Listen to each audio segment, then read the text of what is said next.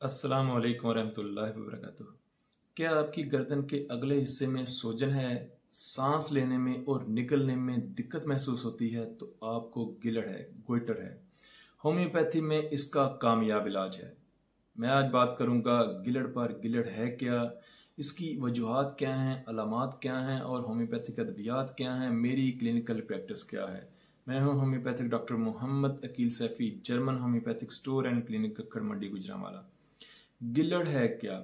गिलड़ या गोइटर या गेका, उर्दू में गिलड़ कहते हैं, इंग्लिश में गोइटर कहते हैं और हिंदी में गेका कहते हैं। ये है क्या? थायराइड गदूद के बढ़ जाने का नाम है। जब थायराइड गदूद जो है वो अपने साइज में बढ़ जाता है, बड़ा हो जाता है, तो गर्दन के अगले हिस्से में सूजन जो है वो नुमाया नजर आती है। हमारी गर्दन में हलक के सामने एक गदूद है जिसे थायराइड गदूद कहते हैं, थायराइड ग्लैंड कहते हैं। ये दो हार्मोन्स रिलीज करता है, T3 और T4। ये दो हार्मोन्स जो हैं हमारे जिस्म के मेटाबॉलिज्म को कंट्रोल करते हैं, हमारे जिस्म के निज़ाम को चलाते हैं।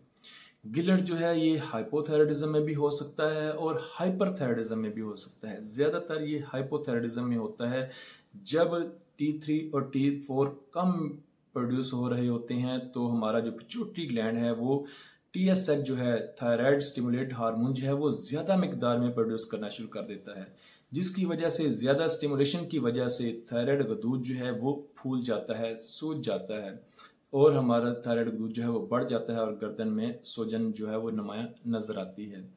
इसके अलावा इसकी और बहुत सारी वजूहात हैं गिलड़ के हो जाने की, थायराइड गदूद के बढ़ जाने की। एक बड़ी वजह आयोडीन की कमी भी है। जिन लोगों के अंदर आयोडीन की कमी होती है उनके अंदर जो है ये गिलड़ जो है वो बन जाता है। जिन लोगों को ऑटो इम्यून डिजीज का मसला है उनको गिलड़ बन जाता है। जिन लोगों को गिल्टी रसोली है उनके अंदर गिलड़ जो है वो बन जाता है। ये गिलड़ ज़्यादातर औरतों के अंदर होता है। 90% या 95% जो है औरतों के अंदर, 30+ औरतों को गिलड़ जो है वो होता है। क्योंकि औरतों के अंदर हार्मोनल तब्दीलियां बहुत ज़्यादा होती हैं।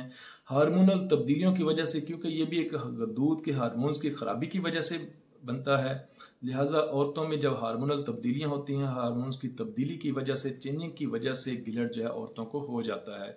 इसके अलावा ये मोरूसी भी होता है और कैंसरस भी होता है। इसके टेस्ट होने चाहिए। इसका टेस्ट T3, T4, TSH होना चाहिए। गर्दन की जो है अल्ट्रासाउंड होनी चाहिए और FNA जो है वो टेस्ट होना चाहिए। FNA बायोप्सी होनी चाहिए ताकि पता चल सके कि ये कैंसरस है या नॉन कैंसरस है। कैंसरस जो है वो बहुत रेयर केसेस में होता है, बहुत रेयर केसेस में, हजारों में चंद एक केस होंगे जो कैंसरस होते हैं। कैंसर की वजह से थायराइड बनता है, गिलड़ बनता है, वरना जो है गिलड़ जो है वो सादा गिलड़ होते हैं, बस थायराइड दूध जो है वो फूल जाता है, अपने साइज में बड़ा हो जाता है। ये इसकी वजूहात हैं। इसकी अलामात क्या हैं?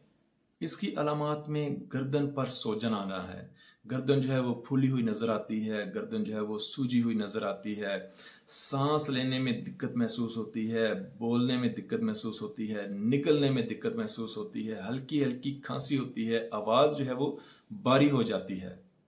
इसका होम्योपैथिक में कामयाब इलाज है। आज मैं आपके साथ अपनी क्लिनिकल प्रैक्टिस शेयर करता हूँ। सबसे पहले आपने देनी है, आपने इस्तेमाल करनी है कार्सिनोसिनम CM के 5 कतरे इस्तेमाल करने हैं, एक डोज इस्तेमाल करनी है। उससे अगले दिन सफलीनम CM के 5 कतरे थोड़े से पानी में इस्तेमाल करने हैं। उससे अगले दिन थायरोडिनम 1M के 5 कतरे इस्तेमाल करने हैं। ये महीने में ये 3 डोज लाजमी लेनी है। अगले माह फिर इन 3 डोज को रिपीट करना है। कार्सिनोसिनम CM के 5 कतरे थोड़े से पानी में, उससे अगले दिन फिर सफलीनम CM के 5 कतरे, उससे अगले दिन थायरोडिनम 1M के 5 कतरे। इन 3 मेडिसिन के अलावा बाकी पूरा महीना आपने कौन सी मेडिसिन इस्तेमाल करनी है? वो मेडिसिन है 4, बल्कि 5 है।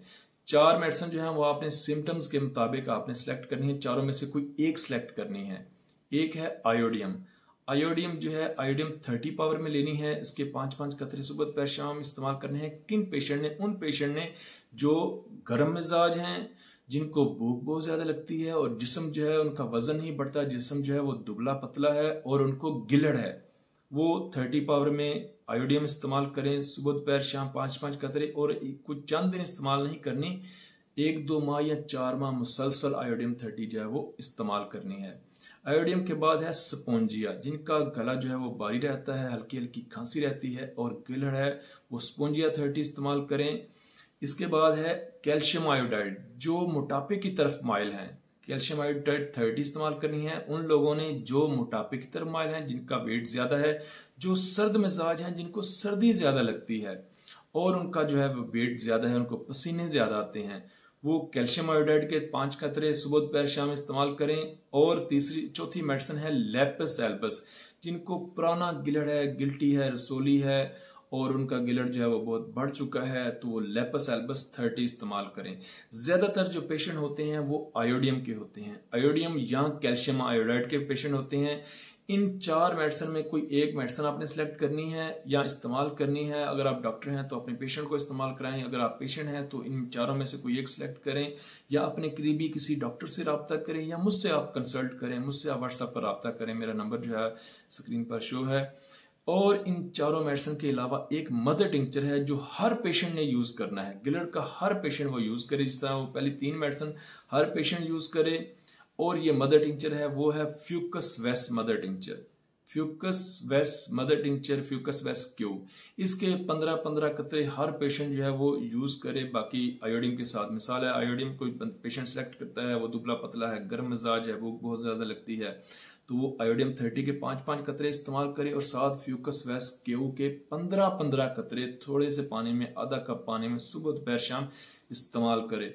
इंशाल्लाह 1-2 माह या 4 माह के अंदर गिलहड़ जो है वो खत्म हो जाएगा। या कैल्शियम आयोडाइड अगर आप सेलेक्ट करते हैं, मोटा मरीज है तो कैल्शियम आयोडाइड इस्तेमाल करते हैं, तो कैल्शियम आयोडाइड 30 के 5-5 कतरे और साथ अलहदा पानी में फ्यूकस वेस के 15-15 कतरे सुबह दोपहर शाम इस्तेमाल करें और इंशाल्लाह 1-2 माह या 3 माह या 4 माह में गिलहड़ जो है वो खत्म हो जाएगा।